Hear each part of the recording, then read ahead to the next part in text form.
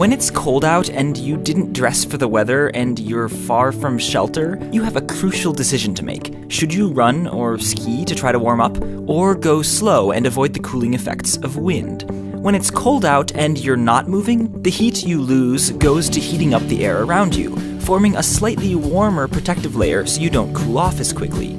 But if you're moving, or if it's windy, you're being exposed to some amount of fresh new cold air, more of it the faster you go. You're literally running away from the air you warmed, and so you cool off faster than if you stayed put. Though once you're going fast enough, the protective layer of air will be pretty much entirely gone, and you'll basically lose heat at the same rate regardless of how fast you're running. Now, when humans run, we also generate a fair amount of heat inside our bodies. In fact, we produce a roughly constant amount of heat per kilometer traveled, so the faster you go, the more heat you generate any given minute. Because the heat generated by running has a steady increase while your protective layer of warm air goes away quickly at low speeds, it turns out that there's a kind of forbidden range of speeds where it's not worth walking, or even running slowly, since you'd lose less heat standing still.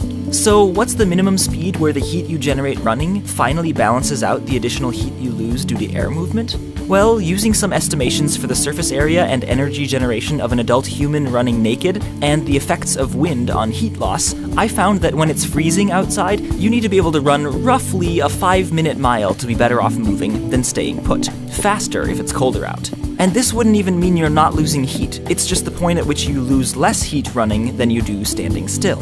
Now, if 5-minute miles sounds like a challenge, don't worry. All you need to do is put on some clothing, like enough that you're only losing half as much heat as a naked person, and a 15-minute mile, basically a brisk walk, will do just fine. So, either stay put, or wear appropriate winter clothing, or run naked very, very fast through the snow.